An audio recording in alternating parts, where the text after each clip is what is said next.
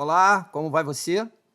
Estamos mais uma vez aqui juntos, através desses canais, o qual a MIPAV tem promovido o Ministério Palavra da Verdade para trazer uma informação coerente, boa, saudável e da parte de Deus para você. Hoje nós vamos falar mais uma vez um episódio sobre a série de Salmos. Fique conosco, tá bom? Divulgue, dê aí o seu like e mostre aí para os seus amigos, certamente eles também serão abençoados.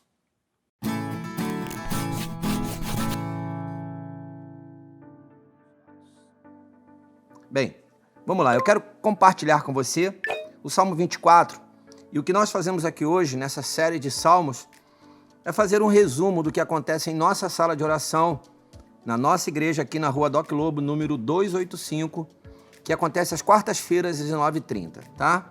Se você puder, esteja conosco presencialmente. Se não puder, nos assista pelo YouTube. Preste seu culto por ali. O Salmo 24, eu vou ler com você. Depois eu vou te dar uma introdução sobre a origem desse salmo, coisa básica. E depois eu quero discorrer um pouquinho com você dentro dos versos que aqui contém, que são 10, né? Então vamos lá, vamos para a leitura. Depois, se você puder reler, né, e se aprofundar um pouco mais, faça isso. Diz assim, olha, é um salmo davídico, né? E Davi escreveu esse cântico dizendo o seguinte: do Senhor é a terra e tudo que nela existe, o mundo e os que nele vivem, pois foi ele quem a estabeleceu sobre os mares e afirmou sobre as águas. Verso 3: quem poderá subir o monte do Senhor? Quem poderá entrar no seu santo lugar? Verso 4 tem uma resposta: aquele que tem as mãos limpas e o coração puro, que não recorre aos ídolos, nem jura por deuses falsos. Verso 5, ele receberá bênçãos do Senhor, e Deus, o seu Salvador, lhe fará justiça. São assim aqueles que o buscam, que buscam a tua face, ó Deus de Jacó. E aí ele continua no verso 7 dizendo o seguinte: abram-se, ó portais, abram-se, ó portas antigas, para que o Rei da Glória entre. Quem é o Rei da Glória? O Senhor forte e valente, o Senhor valente nas guerras. Abram-se, ó portais, abram-se, ó portas antigas, para que o Rei da Glória entre. E o verso 10, terminando aqui: quem é esse Rei da Glória? O Senhor dos Exércitos, ele é o Rei da Glória. Amém? O Salmo 24 foi escrito pelo rei Davi, e a história diz que foi no momento onde Davi trazia a arca para Jerusalém. Como eu falei ontem no nosso culto, trazia a arca para o lugar da onde ela não deveria ter saído. A arca, se você não sabe, a informação mais pertinente para a arca de Deus, aquela arca lá do Antigo Testamento, que ficava lá no tabernáculo, que ficava no Santo dos Santos, que Davi tirou da mão da pessoa errada e trouxe para o lugar correto. Essa arca representava simbolicamente naquela época e com muita força a presença do nosso Deus. Para nós hoje ela é uma figura que nos ilustra, que nos mostra claramente essa simbologia daquela época, que foi muito importante para aquele povo. Mas hoje nós sabemos que a arca é só uma representação, é só um símbolo, quando na verdade a presença do nosso Deus está a partir da vida de Cristo em nós e da presença do Espírito Santo. Então, o Salmo, ele foi escrito nessa perspectiva por Davi. Você imagina Davi escrevendo essa canção, cantando, do verso 7 ao verso 10, e ali eles certamente tem um coro ali, eles dizendo, né, falando: abra-se, ó portais, abra-se, ó portas antigas, né, para que o Rei da Glória entre. Isso virou inclusive canção, né, uma canção que a gente gosta muito. Então, nessa perspectiva, foi aonde o Salmo 24 foi escrito. Por quê? Porque certamente o coração de Davi estava muito feliz e o coração daquele povo também, porque a arca representava a presença de Deus. Se a arca estava longe, na mão de quem não deveria estar, a presença de Deus estava longe da vida daquele povo. Quando a arca voltou e ela foi estabelecida no lugar correto, a presença de Deus estava ali com aquele povo. Tem que ser assim. Nós precisamos estar na presença do nosso Deus, nós precisamos buscá-lo de todo o nosso coração. Amém? Eu quero compartilhar um pouquinho com você versos que estão aqui contidos, tá? E vou ser breve e objetivo e fique bastante atento a essa informação. O verso 1 e o 2, por exemplo, que diz: do Senhor é a terra e tudo que nela existe, o mundo e os que nele vivem, pois foi ele quem a estabeleceu sobre os mares e afirmou sobre as águas. Aqui deixa muito claro que existe um Deus que criou, que formou, que estabeleceu e que tem governo até hoje sobre todas as coisas e sobre eu e você, né? Aqui a Bíblia está dizendo claramente que esse Deus, que é o Senhor, do Senhor é a terra. Davi afirma isso, ele diz: do Senhor é a terra. Nunca deixe que ninguém diga diferente para você. Nunca deixe que alguém venha desconstruir a soberania e o governo do nosso Deus, seja no passado, seja no presente, seja no futuro. Esse Deus que formou todas as coisas, que estabeleceu todas as coisas, que deu vida a todas as coisas, que trouxe vida novamente para o homem, porque o homem estava morto em seus pecados. Esse Deus, ele permanece até hoje. A Bíblia diz que ele trabalha, e ele trabalha muito por mim e por você. Amém? Então o verso 1 e 2 nos dá essa perspectiva, nos dá esse entendimento. Lá no verso 3, o salmista diz o seguinte: quem poderá subir o monte do Senhor? Aqui é tão bacana porque ele dá uma pergunta e ele faz uma pergunta e ele dá uma resposta. Então nós não ficamos sem respostas, né? E ele diz: quem poderá subir o monte do Senhor? Quem poderá entrar no seu santo lugar? E o verso 4 diz: aquele que tem as mãos limpas e o coração puro, que não recorre aos ídolos, nem jura por deuses falsos. Eu quero primeiro dar uma ideia do entendimento no verso 3. O verso 3, o salmista, ele deixa essa pergunta e nós precisamos realmente pensar nisso, né?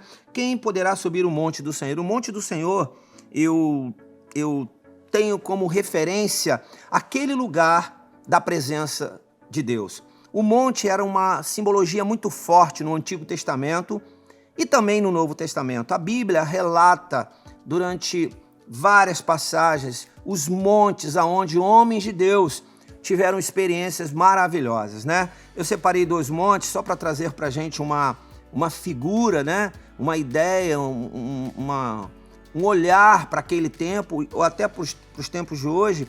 Existiu o Monte Sinai, lá no Antigo Testamento, onde tinha uma referência muito forte e onde houve um caso muito, muito importante para a nossa história, que foi onde Moisés recebeu as leis do Senhor, né? E no Novo Testamento, o Monte das Oliveiras, que era um monte onde Jesus frequentava muito, e certamente é onde Jesus ia estar com o Pai, porque em algum momento Jesus saía, né? Ele se dispersava ali do convívio com as pessoas, com seus discípulos, e ele subia o monte. O Monte da Oliveira serviu para que Jesus tivesse alguns momentos com o Pai e até mesmo com alguns dos seus discípulos, né? Então a importância do monte, por isso o salmista, ele faz essa referência, ele diz: quem poderá subir o monte do Senhor? O monte do Senhor hoje, para mim e para você, é o lugar da presença dele, é onde ele está. Então esse lugar que ele está é o lugar onde nós devemos estar, né? Então subir aí dá a ideia de ir para a presença do Pai, né? De nos movimentar, de sair daquilo que é estático, daquilo onde nós estamos, do nosso comodismo, né? E nos movimentar, ir até a presença do Pai, né? Caminhar até a presença dele. Subir o monte é dessa maneira que nós precisamos fazer. E ainda diz: quem poderá entrar no seu santo lugar, dando a referência também daquele lugar onde só o sacerdote podia estar, né, na época do Antigo Testamento. Hoje não. Hoje, quando você tem a sua vida em Cristo Jesus, você pode estar no santo lugar. E que santo lugar é esse? É a mesma referência do monte, é a presença do Pai, é estar na presença dele. Isso quer dizer para mim e para você que é o lugar onde nós devemos estar e que da onde nós nunca devemos sair. Amém? Ok? Vou caminhar um pouquinho mais, vou caminhar para o verso 4, que eu li também aqui, só para a gente ler a resposta de Davi, porque ele diz: aquele que tem as mãos limpas e o coração puro, né? Que não recorre aos ídolos, nem jura por deuses falsos, Deus com letra minúscula. Não o Deus de Israel, não o nosso Deus, mas aquele Deus falso, aquele que não cabe a nós servi-lo. Nós não podemos de maneira nenhuma ter ídolos. O nosso único ídolo é o Senhor Jesus Cristo, a quem nós devemos toda a honra, toda a glória e todo o louvor. Amém? Mas ele diz o seguinte: olha, a resposta para quem precisa estar na presença do Senhor é ter o coração puro e ter as mãos limpas. Eu entendo que esse coração é a expressão daquilo que está dentro de nós. Nós precisamos deixar Deus nos curar. curar o nosso coração, transformar os nossos sentimentos, as nossas razões, para que as nossas respostas elas sejam de acordo com aquilo que está fora. E mãos limpas representa exatamente aquilo que está fora, as nossas ações, o nosso comportamento, o nosso olhar, a nossa maneira de agir, aquilo que nós falamos, né? O nosso andar, aonde nós estamos, aonde é o nosso convívio, né? Com quem, qual o tipo de relacionamento que nós levamos para o outro, né? Então nós precisamos sim ter o coração puro e ter as mãos limpas, porque dessa forma nós podemos sim estar na presença do Senhor, podemos estar na presença dEle, ficar na presença dEle e construir tudo que a gente precisa construir aqui na terra, enquanto ainda estamos por aqui. Amém? Então, caminhando um pouquinho mais, você percebe que para que a gente possa, de fato, ter a nossa vida restaurada, a gente precisa ir para a presença do Senhor. E quando estamos na presença do Senhor, o Senhor vai cuidando de nós, vai tratando de nós, vai mudando a nossa história. Não sei se você lembra na história, mas Davi, essa foi um segundo momento onde Davi trouxe a arca. No primeiro momento que ele trouxe a arca, um homem chamado Uzar colocou a mão na arca. Ele não estava preparado para aquilo e ele foi fulminado, ele morreu. Mas por quê? Porque nós precisamos realmente estar com o nosso coração puro e as nossas mãos limpas para poder estar na presença do Senhor e para poder ser uma testemunha onde estivermos. Vamos caminhar um pouquinho aqui para o verso 5, que o verso 5 eu quero ler para você aqui e olha que coisa linda. Ele, quem? Esse que tem o coração puro e as mãos limpas, ele, que pode ser eu e você, receberá bênçãos do Senhor e Deus, o seu Salvador, lhe fará justiça. Às vezes ficamos muito preocupados em ter a justiça do homem, sermos justificados pelo homem. Lembre-se de uma coisa, nós fomos justificados pelo sangue de Jesus. Jesus Cristo é o nosso Salvador. Ele é o nosso Deus. Então a promessa para mim e para você é que esse Deus estará sobre nós. Ele é o nosso Salvador e Ele é que fará justiça por mim e por você. A justiça do homem é falha, lembre-se disso. Mas a justiça de Deus, ela é eterna. Amém? E ela é verdadeira. É ela que muda as nossas vidas. Caminhando para o verso 6, o verso 6 diz o seguinte: são assim aqueles que buscam a tua face, ó Deus de Jacó. Então, essa precisa ser a nossa prática de buscar o Senhor. O Salmo 15, no verso 1 e o 2, traz uma referência também sobre monte, sobre santuário. Mas é tão interessante que ali o salmista Davi, ele fala o seguinte, ele fala de habitar, ele fala de morar. Então, mais do que você subir o monte, agora você precisa estar no monte, habitar nele e nunca mais sair dele. A prática de quem busca o Senhor quer ficar na presença do Senhor. Aquele que já experimentou o lugar do Senhor, esse não quer mais sair dali, né? Então, persista, busca o Senhor, suba o monte e fique lá. É de lá que o Senhor vai te usar e vai fazer todas as coisas que Ele precisa fazer na sua vida e através da sua vida. E para a gente encerrar, tem esse coro aqui lindo que acontece do verso 7 ao verso 10 e que o salmista diz, eu vou ler só o verso 7 e o 8 porque o 9 e o 10 eles se repetem. Diz assim, abram-se, ó portais, abram-se, ó portas antigas, para que o Rei da Glória entre. Quem é o Rei da Glória? Parece que o salmista está perguntando quem é o Rei da Glória. E nós precisamos sim fazer essa pergunta constantemente, mas nós precisamos ter a resposta. Como ele tinha a resposta, ele disse, o Senhor forte e valente, o Senhor valente nas guerras. Eu falei que não ia ler o verso 10, mas só o finalzinho diz assim, a resposta também, o Senhor dos exércitos, Ele é o Rei da Glória. Você crê nisso? Você crê que você serve ao Rei da Glória, ao Senhor que é valente, forte e valente, ao Senhor que é o Senhor dos exércitos, aquele que vence todas as batalhas, aquele que não perde nenhuma batalha, aquele que luta a sua guerra, a minha e a sua guerra. É tão interessante, porque mais uma vez o salmista, ele usa uma figura, a figura da porta. E a porta na Bíblia tem uma simbologia muito forte. A porta no Antigo Testamento tinha uma simbologia muito forte. Jesus pegou também essa simbologia e usou nos dias de hoje. Se você lembrar bem, Apocalipse 3, verso 20, a Bíblia diz que se Jesus vier e bater a porta e você abrir, ele vai entrar e vai fazer morada com você, né? Essa porta aqui, quando o salmista fala dessa porta, ele está falando da porta abrir. Essa frase aqui, essa palavra, ela traduzida para o original, tem algumas raízes dela. E uma delas é: levantem a cabeça, ó portais, ou também estejam erguidas. E Davi olha literalmente para uma porta. A porta daquela época, dos fortes, dos castelos, elas serviam para proteger o lugar, para guardar aquela cidade, guardar aquele lugar. E a porta ela não fazia assim, ela fazia assim, ó. Ela subia e descia.